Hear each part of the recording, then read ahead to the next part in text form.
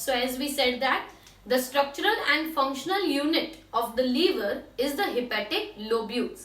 Hepatic lobules are small cord shaped structures, मतलब wire जैसे structures होते हैं that are present within the liver. Each of this hepatic lobule will be surrounded by a connective tissue and that is known as Glissen's capsule. Glissen's capsule is a characteristic feature of only mammalian liver.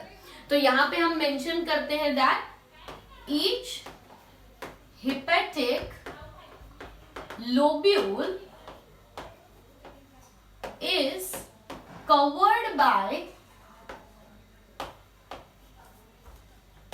a thin connective tissue and this connective tissue is known as Glissen's capsule. और ये जो Glissen's capsule है ये कई बार NEET examination में भी पूछा गया है that what is the characteristic feature of the mammalian liver. तो mammalian liver में क्या इंक्लूड होता है? Glissen's capsule जो सिर्फ mammals के लीवर पे ही सराउंडिंग होता है, surrounding the hepatic lobules. The hepatic lobules contain hepatic lobules consist of liver cells. हर एक hepatic lobule में क्या होता है?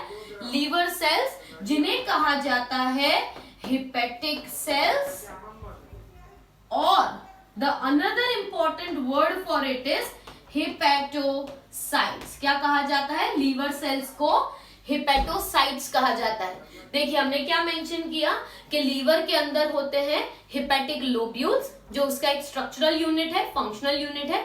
हर एक hepatic lobule it will be covered by the Glisson's capsule and this hepatic lobule will be having large number of cells और इन sales को क्या कहा जाता है? हेपेटोसाइट्स. क्या कहा जाता है? हेपेटोसाइट्स. और हेपेटोसाइट्स जो होते हैं they will be responsible for secreting the bile juice. What do these hepatocytes do? They secrete a secretion which is called as bile juice. पर ये bile juice स्टोर कहाँ पे होता है? ये bile juice स्टोर होता है gall bladder में. So bile juice which gets stored in, where does it get stored? In the structure called gall bladder. Gall bladder जो होता है वो कहाँ पे located होता है? Between the lobes of liver. Liver जो होता है it is made up of two lobes. Liver consist of two lobes, that is a right lobe and a left lobe. मतलब लीवर जो है उसके दो लोब्स हैं, राइट और लेफ्ट लोब, और इन दोनों लोब्स के बीच में लोकेटेड होता है गॉल ब्लैडर. तो गॉल ब्लैडर उतना ही एसेंशियल है क्योंकि गॉल ब्लैडर क्या करता है? लीवर के बाइल जूस को स्टोर करता है. कभी कभी गॉल ब्लैडर में स्टोन्स भी बन जाते हैं जिसकी वजह से गॉल ब्लैडर को रिमूव भी कर सकते हैं. तो उसकी भी एक सर्जरी होती है in which gall bladder is removed out of the body. Okay, now the duct coming from gall bladder is known as cystic duct. अब यहाँ पे ध्यान से देखिएगा, गॉल ब्लैडर में से जो डक्ट आती है इस डक्ट को क्या कहा जाता है? मैंने कहा cystic duct, right. Gall bladder में से जो डक्ट निकलती है उस डक्ट को कहा जाता है cystic duct. Same way liver में से जो डक्ट आती है उसे कहा जाता है hepatic duct. Duct coming from gallbladder is the cystic duct. Duct coming from liver is called hepatic duct. Hepatic duct में क्या होगा? Right lobe में से right hepatic duct और left lobe में से left hepatic duct. But collectively उसे क्या कहेंगे? Common hepatic duct. Now this cystic duct from gallbladder and the hepatic duct from the liver, both of them combine to form a common bile duct. क्या बनेगा? Common bile duct बनेगा. अब ये जो common bile duct बना है, ये common bile duct के साथ क्या होगा? It will combine with the pancreatic duct coming from pancreas. So pancreas में से जो pancreatic duct आएगा, that is going to combine with the common bile duct, and together it is going to open as a common hepatopancreatic duct. What it will form? Common hepatopancreatic duct. Common bile duct coming from cystic and hepatic duct combines with the pancreatic duct coming from pancreas and opens as a common hepatopancreatic duct. This hepatopancreatic duct opens into which part of your intestine? Duodenum. Where does it open?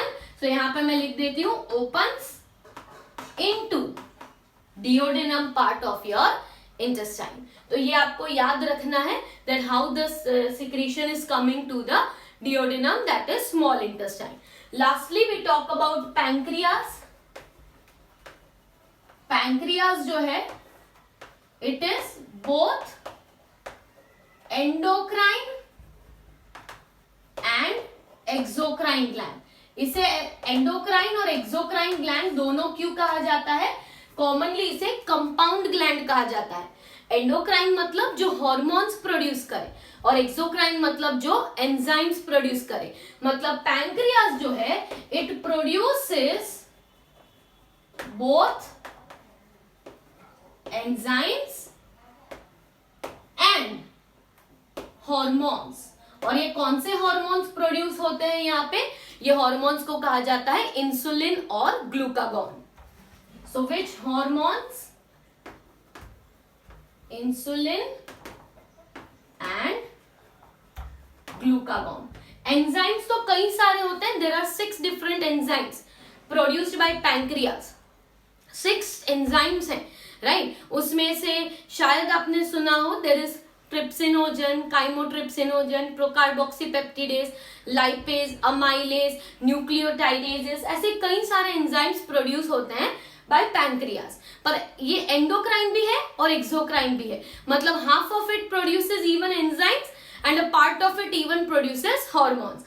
Insulin और glucagon ये दोनों hormones हैं जो हमारी body में sugar level को maintain करते हैं. तो ये दोनों हॉर्मोन्स भी प्रोड्यूस होते हैं. और एक और चीज, वेयर इज पैंक्रियास लोकेटेड? तो पैंक्रियास जो होता है it is located between the U shaped duodenum limbs. तो it is located between the limbs of U shaped duodenum. So that is all about the 3 types of glands: salivary glands, liver and pancreas. Next we will be talking about the process of digestion in this chapter.